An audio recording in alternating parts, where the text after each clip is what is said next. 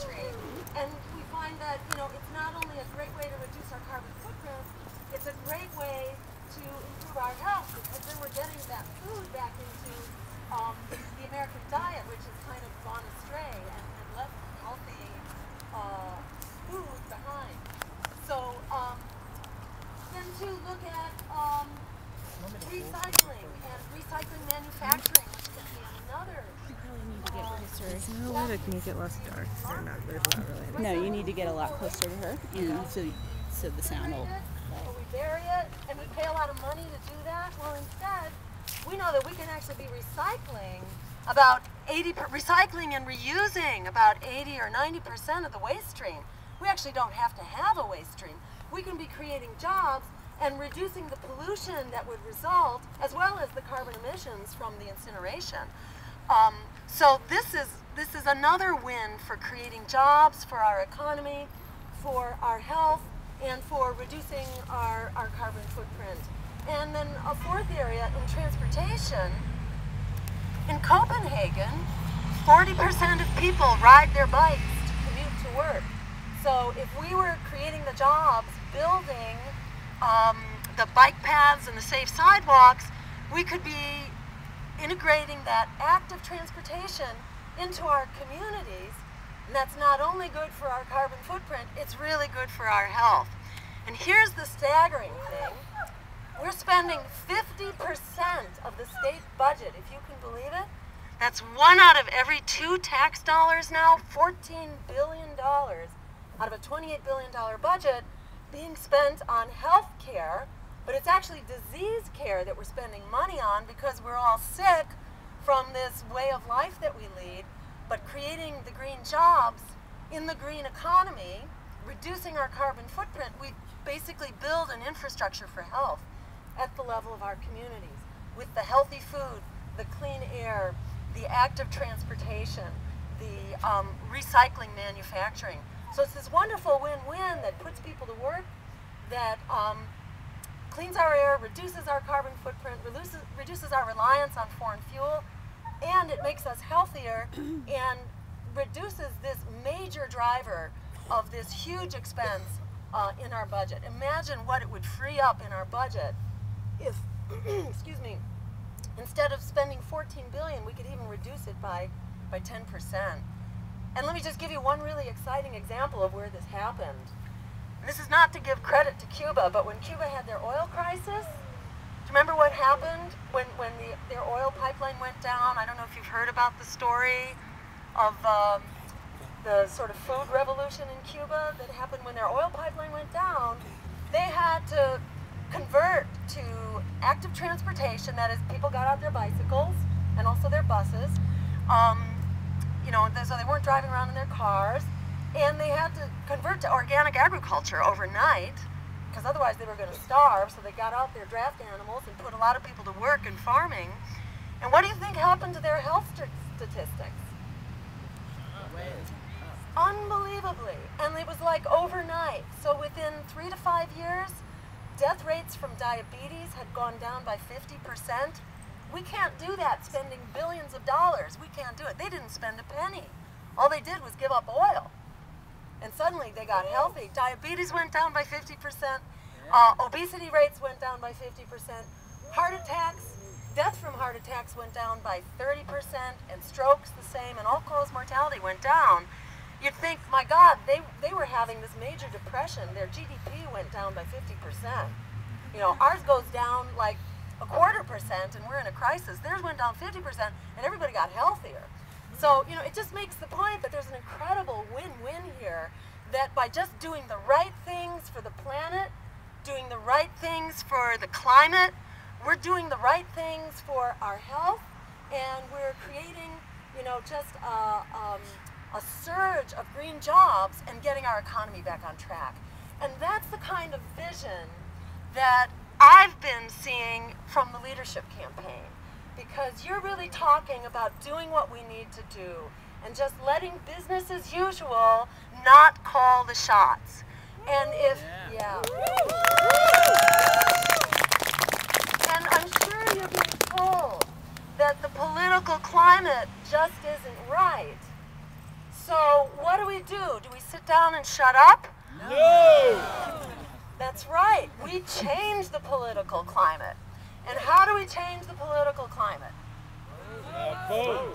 Vote, exactly. And do you muzzle yourself when you vote? Do you choose the lesser of evils and let us keep going in the wrong direction? No! Or do you stand up and you vote your values? Yeah! Exactly, because if we don't vote our values, everything we do for our values outside the voting booth will continue to be absolutely discounted and amount to nothing. And how many years do we have to sit back and let nothing happen? Zero, exactly. And to tell you the truth, that's why I ran for office this time. I was not going to run for statewide office again. But when I saw that 3 candidates emerged whose priorities were to build casinos as the way to revive our economy, to continue with $1.1 billion in corporate tax breaks for jobs that basically don't get created, the Raytheon and Fidelity tax breaks, for example, $300 million we spend every year for jobs that were supposed to be created, but they weren't, but we still keep paying $300 million a year. You know, this kind of extortion, in my view, is not how we build a strong economy. We have, exactly, it's our small businesses that are the backbone of job creation in this state, yet we're paying out $1.1 billion, mostly to the big Goliaths. $150 million for the film industry. They sell the tax credits on the open market. $22 million for Liberty Mutual to build a new office tower so they could rent their old office tower, and they'll create fewer jobs with this tax break than they've created without a tax break over the past decade or two. So, you know, there's just a whole series, you know, $1 billion for biotech, $25 million this year. So there's a lot being paid out, which most economists now say those jobs will be created anyhow, that corporations will take the tax break, but that any corporation worth its mettle that needs a government handout to survive is a corporation basically going out of business. So, you know, the track record isn't there, and the economics isn't there to really justify this squandering of money. The other elephant in the room I want to mention is healthcare. Again, you know, it's 50% of the budget for a healthcare system which is not working. And add to that, we know that we are spending so much money on the health insurance bureaucracy, which is massive and wasteful, instead of cutting health care, which you hear about from the other candidates, all the different ways that we can cut your care and shift the burden onto ordinary people. Instead of doing that, we should be cutting the massive insurance bureaucracy, which adds nothing to healthcare except cost. Mass General Hospital needs almost 300 people. There's actually 275 people to process their bills. The same size hospital, Toronto General, across the border in Canada, uses 3 people to process their bills. Do we want to spend money on bills, or do we want to spend money on environment and on reducing our carbon footprint?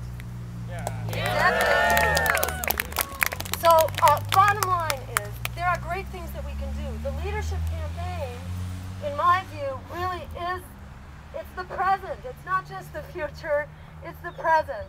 And your example is incredibly inspirational, and that you've been standing up for what we need to do. You know, what we need to do is not just 10 or 15% carbon reduction. What we need to do is to get to below 350 parts per million CO2 as quickly as possible. And thanks to your vision, you know, you've come up with a concrete plan and with a really critical step. We need to phase out as quickly as possible our carbon spewing energy plants in particular, and we need to get to 100% renewable electricity as quickly as we can. There's every reason for us to do it, and you're exactly what it takes for us to get there. I urge you to just redouble your efforts, keep the heat on, You know, we've seen the floods in Pakistan, floods here in Massachusetts for that matter. This past March was the biggest, it was the most expensive natural disaster in Massachusetts history, the flooding that took place here in March. You know, followed by drought now, you know, so climate change is here. It's here. It's here in the migration of our fisheries, which are moving north and contributing to the incredible struggles of the fishing industry here in Massachusetts. You know, it's here in the $500 billion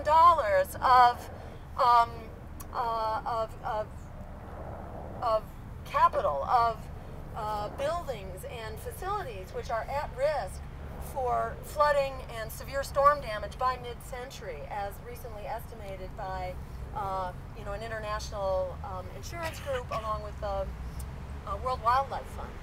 $500 billion of property at risk in Massachusetts now. So we have everything to gain by doing the right thing, everything to lose if we don't, but remember, if we do the right thing, we not only put people back to work, we clean up the air, we revive our economy, we make it a local economy rather than a Wall Street economy.